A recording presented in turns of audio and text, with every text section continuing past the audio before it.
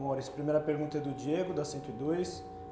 Boa noite, Maurício. Parabéns pela vitória e a liderança. Queria que você falasse um pouco sobre a escolha do Praxedes para iniciar o jogo e suas escolhas durante a partida, nas alterações, principalmente a entrada do Alejandro.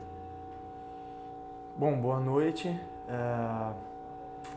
A escolha do Praxedes tem a ver com a gente ter feito uma alteração um pouquinho na maneira de jogar, né, na forma de organizar a equipe dentro de campo, tendo em vista como o São Paulo atua e gosta de atuar.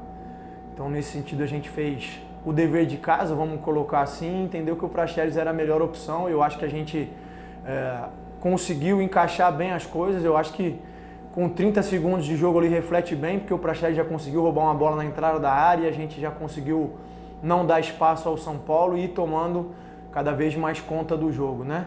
Até nesse sentido, eu acho que a gente foi absoluto no domínio e no controle do jogo. Eles conseguiram fazer um primeiro gol num lance quase que isolado.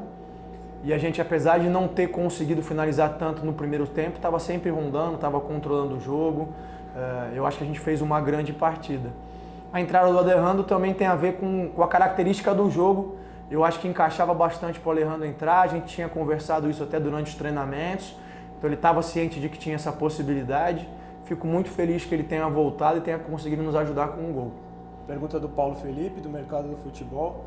Barbieri, além das alterações, o que você mudou na equipe para conseguir essa virada? Não, eu acho que a gente, enfim, como eu disse, a gente fez um primeiro tempo muito bom. Acho que o nosso jogo estava encaixado. Então, quando a gente conversou no vestiário, foi de que a gente já tinha estado em outros momentos em situação adversa como essa, que a gente tinha que ter tranquilidade e tentar continuar fazendo o nosso jogo para buscar a virada. Foi isso que a equipe fez, criou até mais oportunidades de fazer gols, soube competir, soube ser resiliente, perseverante. Eu acho que as trocas sem dúvida ajudaram, assim que aqueles que estavam em campo perderam um pouquinho de gás, a gente conseguiu trocar e manter o ritmo, a intensidade. E acho que é um resultado muito expressivo pela qualidade da equipe que a gente enfrentou, pelos jogadores que estavam dentro de campo, por estar atuando na casa deles, estou muito feliz. Segunda pergunta do Paulo. Nesse início de Brasileiro, o Bragantino derrotou os três grandes de São Paulo, Corinthians, Palmeiras e hoje o São Paulo.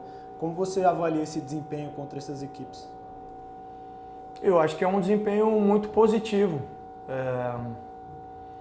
Eu acho que em linhas gerais, e isso é normal e eu compreendo que seja assim, as pessoas vinculam muito o sucesso ao resultado final, né?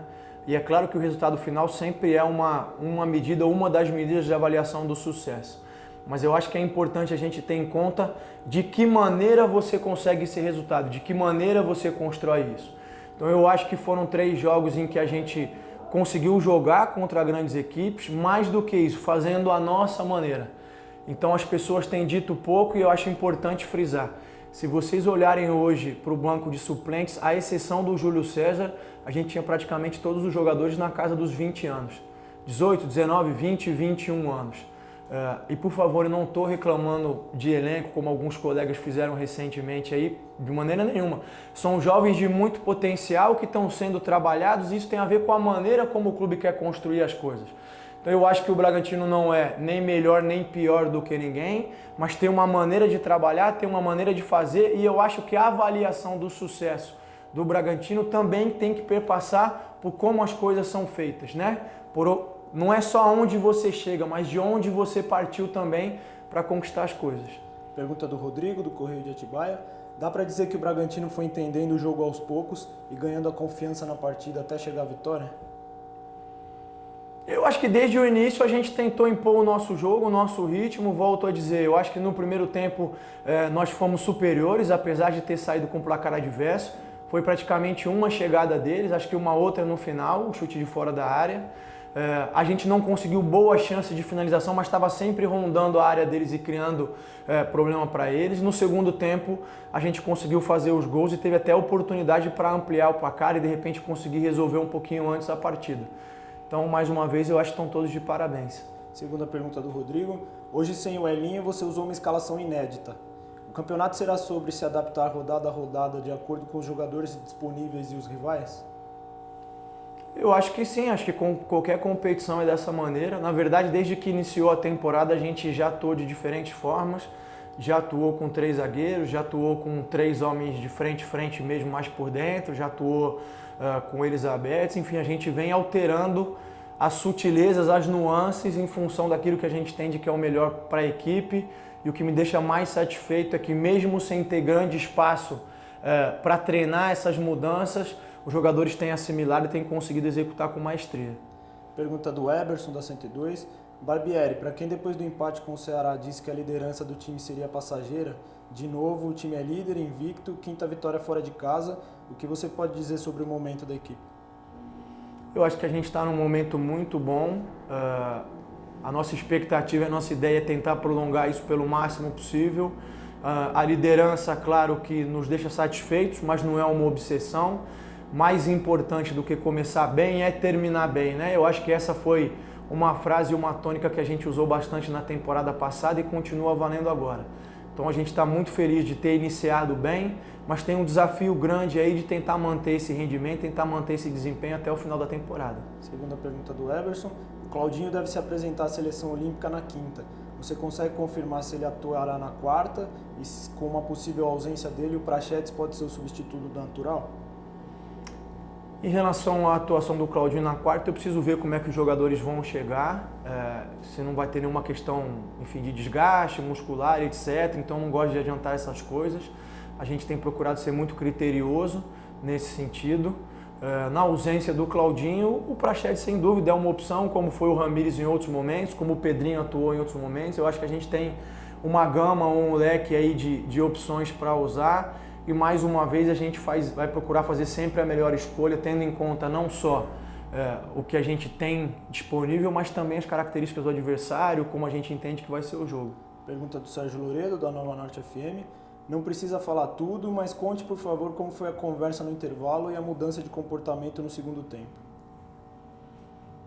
Não tenho nada a esconder, na verdade eu acho que não houve uma mudança grande de comportamento. Volto a dizer, eu acho que no primeiro tempo, apesar de ter saído com o placar adverso, a gente não deixou o São Paulo cômodo no jogo. Nós conseguimos imprimir intensidade e ritmo. A gente não fez boas escolhas quando tinha a posse da bola mais próximo do gol deles. Então a conversa foi nesse sentido, de entender o que a gente tinha feito de positivo, ajustar alguns detalhes, mas principalmente entender que a gente tinha a condição de reverter esse placar como a gente já fez em outros momentos. Pergunta do Bruno, da Alfamix. Como se sente o treinador quando a equipe consegue virar um jogo com o gol de um jogador que ele acabou de colocar?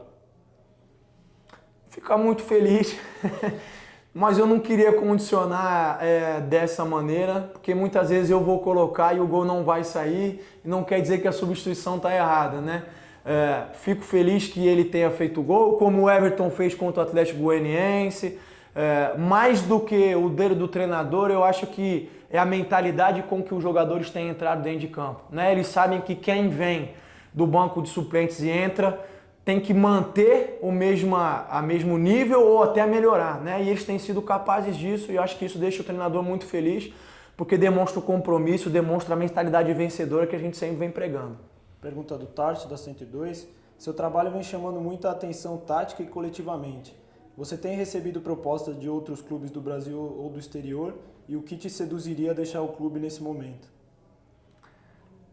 Bom, fico feliz que tenha chamado a atenção, espero que você ajude a divulgar por aí, mas eu estou feliz no Bragantino, estou construindo, estou fazendo parte de um projeto que tem tudo para ser um projeto extremamente vitorioso. Nesse momento eu estou concentrado e focado e muito feliz de estar aqui.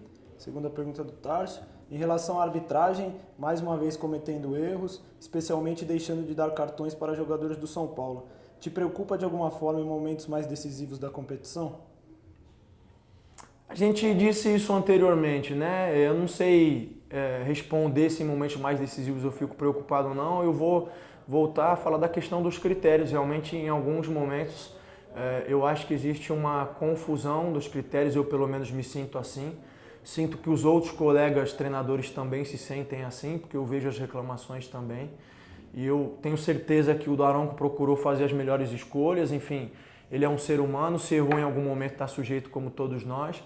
Mas eu acho que seria importante, volto a dizer, que a comissão conseguisse unificar um pouquinho melhor os critérios, né? Eu sei que o Brasil é um país continental, os árbitros pertencem primeiro às suas federações locais, eles recebem treinamento das federações locais, mas eu acredito que se a gente conseguir alinhar um pouquinho mais os critérios, ainda que eu, ou fulano, ou beltrano venham a discordar de qualquer decisão, o critério é mais claro, é mais estabelecido e todo mundo fica mais confortável. Pergunta do Vinícius, da Rádio Futebol Online. O quanto a má fase do São Paulo facilitou na vitória de virada no jogo de hoje? Eu acho que absolutamente em nada. Eu acho que eles procuraram fazer frente ao jogo que a gente fez. Eu acho que desde o início, na escolha da estratégia e na execução, a gente conseguiu imprimir identidade e ser superior. Eu acho que o São Paulo tentou dificultar ao máximo, nos deu muito trabalho, mas prevaleceu no final a equipe que conseguiu se impor mais durante o jogo. Eu acho que o resultado é mais do que justo, é muito merecido. Pergunta do Silvio Loureiro, do Futebol Total. Na sua visão, o que foi mais importante para virar dos 3 pontos e os 100% de aproveitamento fora de casa? Eu acho que equilíbrio e resiliência, como eu disse, porque quando você está perdendo é muito comum ou é muito fácil que a equipe acabe se desequilibrando e procurando resultados desesperadamente, né? E isso contra uma grande equipe, no caso do São Paulo, seria fatal. Então eu acho que a gente soube manter o equilíbrio, soube sustentar a nossa intensidade, soube imprimir o ritmo e soube ser eficiente nos momentos em que a gente teve a oportunidade. Para terminar, a pergunta do Gabriel da Alfamix, ele pede para você fazer uma avaliação da estreia do Praxedes. Gostei, eu acho que foi uma boa estreia, até porque ele atuou numa posição que não era habitual. Eu cheguei a conversar com ele nos treinamentos, expliquei o que eu esperava dele, se ele se sentia confortável para executar a função. Ele disse que sim, disse que já tinha atuado na seleção brasileira nessa função. Isso me deixou ainda mais tranquilo para fazer essa escolha. Eu acho que ele fez um bom jogo. Acho que à medida que o tempo for passando, ele vai adquirindo cada vez mais condição e entendimento da maneira de jogar e tem tudo para nos ajudar. Tá ótimo, Maurício. Obrigado.